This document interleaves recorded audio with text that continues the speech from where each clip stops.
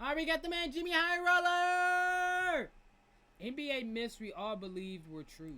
The only thing more exhilarating than being a kid at an NBA game behind the basket distracting the other team from making free throws is being a grown man behind the basket distracting the other team from making free throws. Yeah, Sit in grown this man. section at any basketball game and there is no end to the effort home teams and their fans will make to try to get the opposing team to miss a few shots at the charity stripe. Fans with signs, fans dousing themselves in paint and insane outfits. Those dreadfully loud thunder sticks they hand out before the game. Mascots themselves getting in on the action.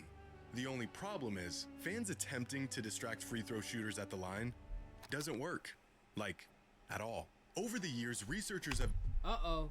GB for to show you guys, y'all just doing some stupid shit just to do stupid shit because they focused on the basketball hoop and y'all just in the background. They're not worried about y'all. Done numerous studies into this topic and found that distracting free throw shooters essentially has no effect on the results of their shot. When comparing free throw shooting of teams playing at home versus away, a negligible difference was found in free throw percentage. Over the last 25 seasons, home teams have shot just 0.2% better from the line compared to visiting teams. Over the last 25 years. That's wow. Only 0.2. Suggesting that efforts made by fans of the home team have no effect on performance, and that even the 0.2% discrepancy was due to other factors. Years ago, Sports Science conducted an experiment testing this theory, how or if fan distraction affects the shooting efficiency of players at the line. And they tried everything, Sasha and they came back Vujacic. with the same results. Hey, they put the bikini girls, you know, my boy Sasha was like sweating. It does not.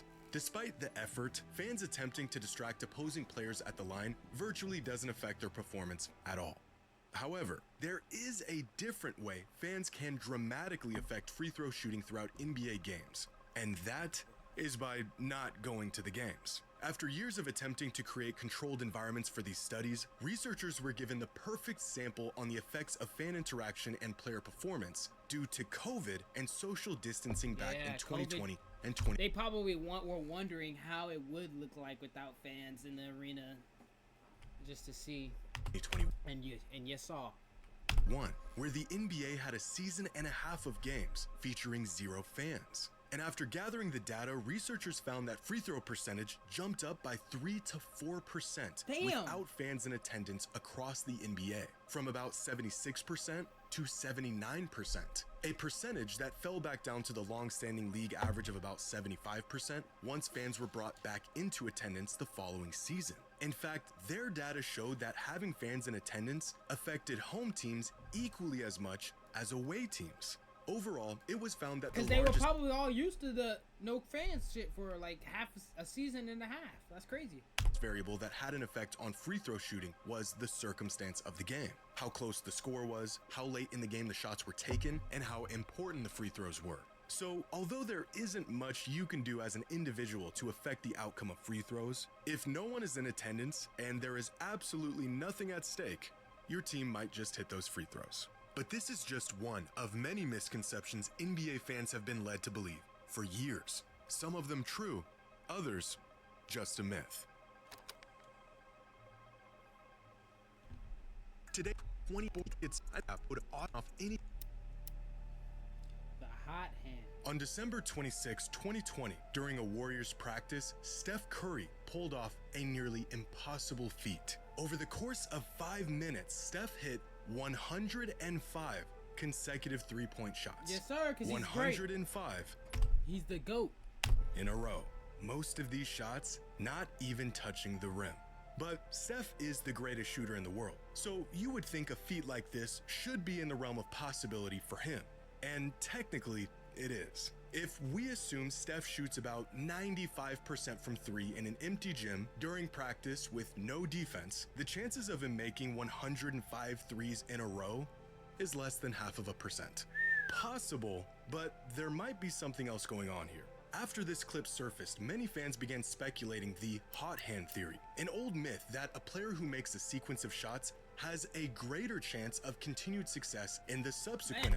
But if you're a hooper and you know And like, bruh, it just, I don't know. It does, does feel real though, Jimmy, bruh. Like, when you feel that, you just can't miss. Like, if you're a hooper and a hooper, you know that feeling when you just, like, you're locked in, you're loaded. It doesn't matter who's around you, what's going on. You're just loaded and you're constantly making shots. Like, man, that's a hell of a feeling.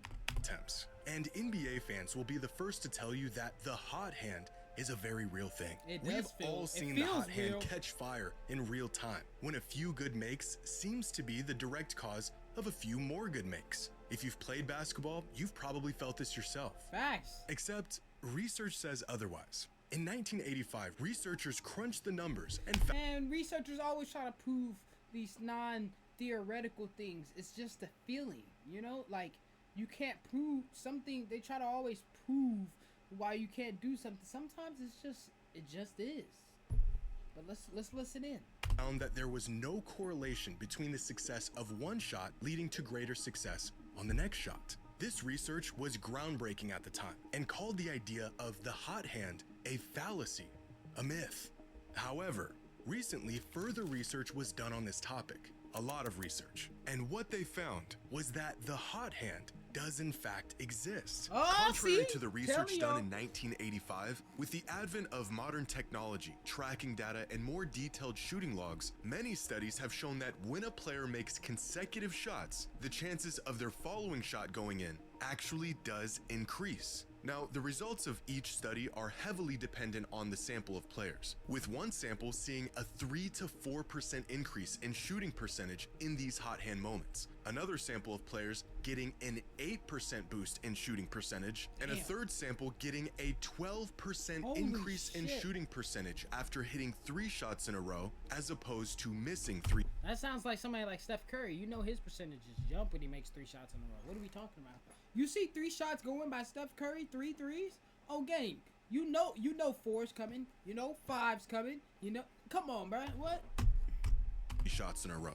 Despite the variance in the overall effect of the hot hand, the results showed that there is a very clear correlation between making your previous shots and the expected outcome of your next shot. But in 2022, researchers at the University of Pittsburgh took this one step further by not just studying the shooting habits of players at practice in controlled environments, but actually gathering data from live games. After analyzing 170,000 field goal attempts in NBA games from the 2014 and 2015 seasons, pulling from play-by-play logs and player tracking, and comparing expected results against actual outcomes, they found that the hot hand was not only real, it had dramatic effects on the performance of certain players. Specifically, 30 players showed a statistically significant hot hand effect. After hitting 2 shots in a row, these players were 2.7% more likely to hit the third. After 3 straight makes, the boost grew to 4.4%. And after 4 straight makes, the likelihood of hitting the next shot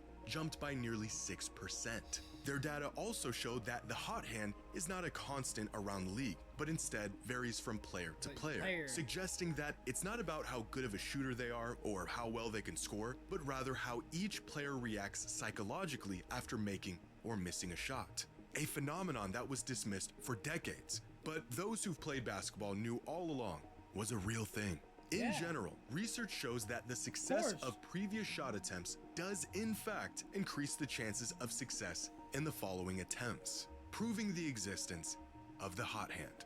10 years ago, Klay Thompson set an NBA record by scoring 37 points in a single quarter. Even crazier is that he shot a perfect 13 for 13 from the field, 9 for 9 from 3, and hit both of his free throws. 37 points, 1 quarter, not a single miss. Based off of his shooting splits from that season, the chances of him pulling this off were about 0.002%. Bro, that is astronomical. And he did it because he's great. So either Klay Thompson was the luckiest man alive on that night, or his hands were on fire.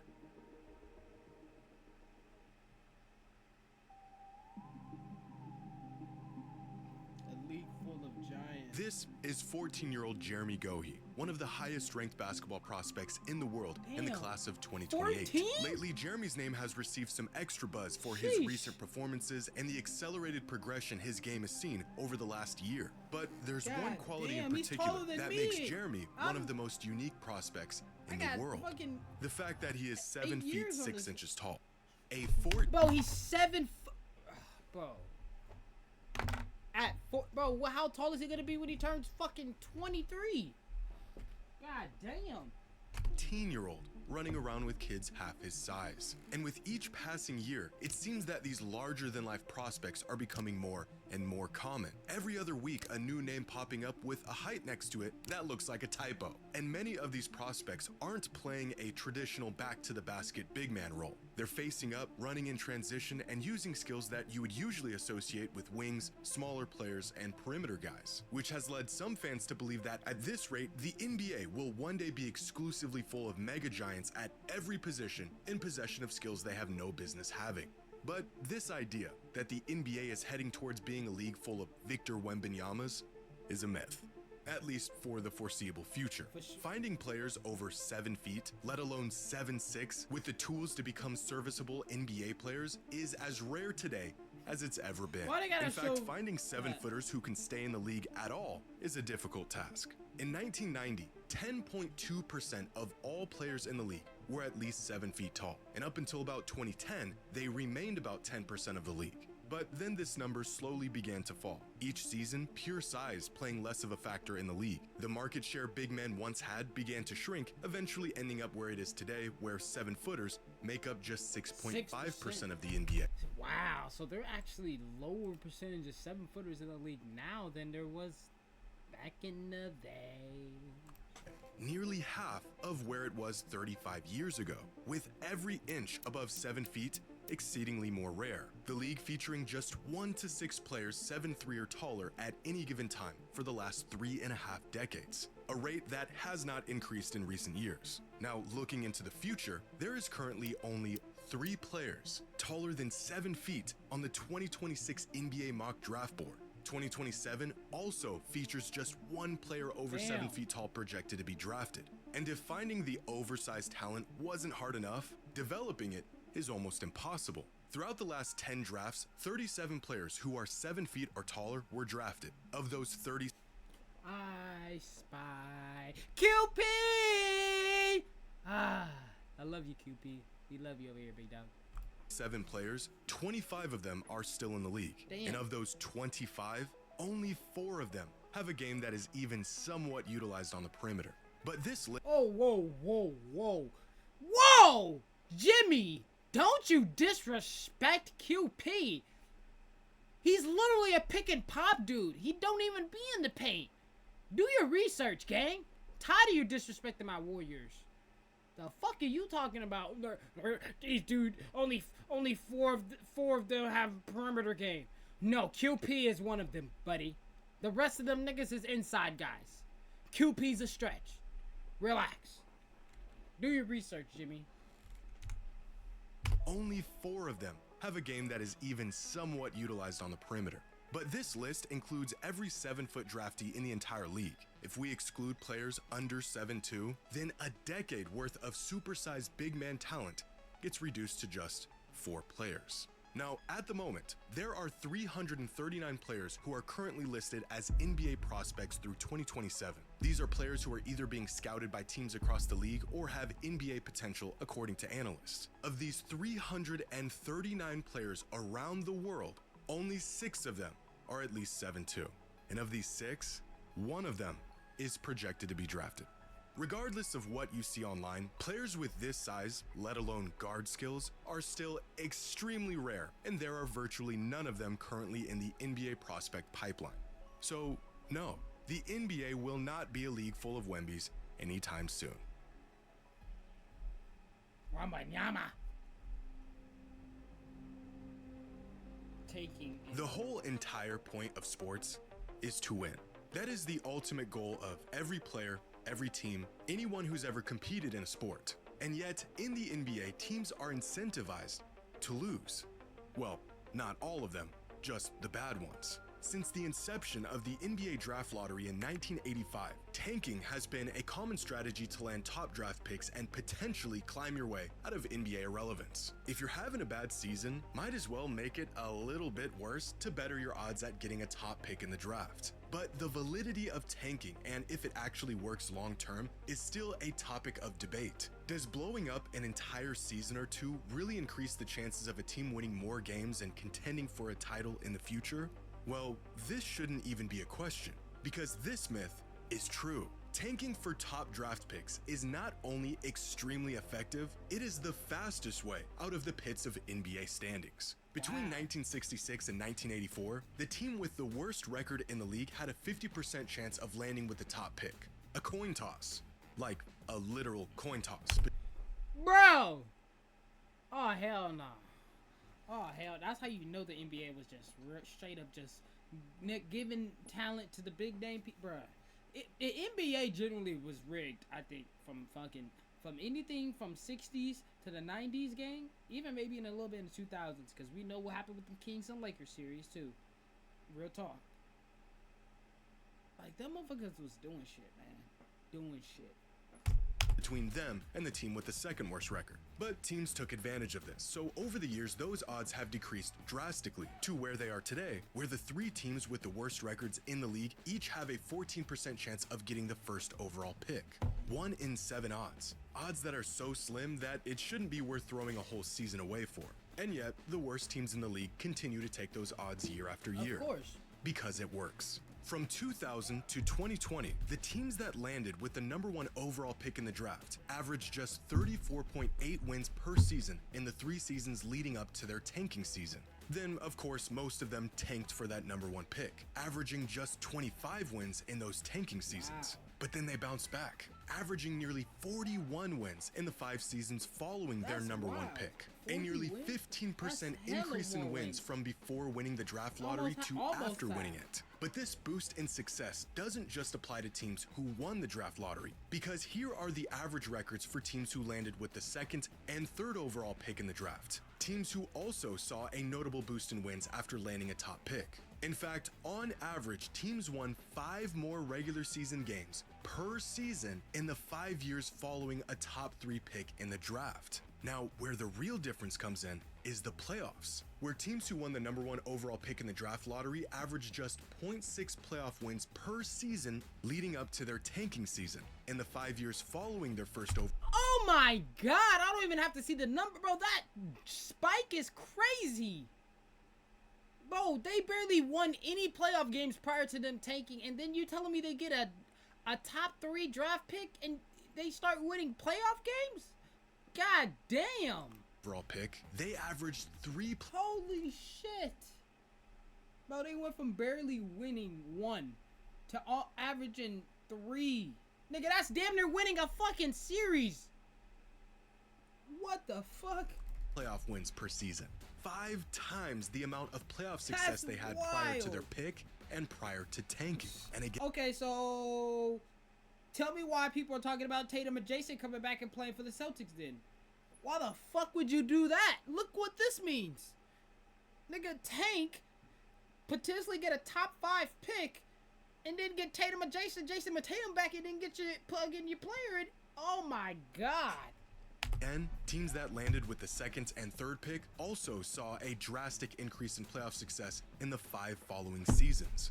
Use any metric to determine the merit of tanking in the NBA, and you'll find that if teams are willing to be horrifically bad for 1 season, they will more than likely bounce back better than they were before they tanked. Even when teams don't select a player who turns out to be a franchise cornerstone, on most occasions they still end up flipping that player for valuable assets, making a top pick in the draft extremely valuable under almost any circumstance. In fact, tanking has been so effective for so long that the NBA has tried everything in the book to mitigate the advantage it grants teams. And still, even after reformatting the draft lottery 4 times, the overwhelming advantage lies with the team who is willing to be horrifically bad. Now, the catch here is that very rarely, if ever, does tanking lead to a championship. Yeah. The reason for this... That's the caveat. Yeah, okay, you win playoff games and you make it to the playoffs. But like he said, everybody wants to win the big boy. everybody wants to win the big boy. Now that's tough to do from going from damn near last place or a bottom top 3 team and then winning a chip, nigga. That's tough. Being that chronic losing usually happens within dysfunctional organizations, which then pushes these bad organizations to tank, which then leads them to getting top-end talent that never gets developed, utilized properly, or built around because the organization is bad, which inevitably leads to more tanking. So if a team's goal is to win a championship, well, they're probably not in a position to tank in the first place. But if they just don't want to be an NBA bottom feeder anymore, then tanking is unfortunately an incredibly viable option. Wow. W video.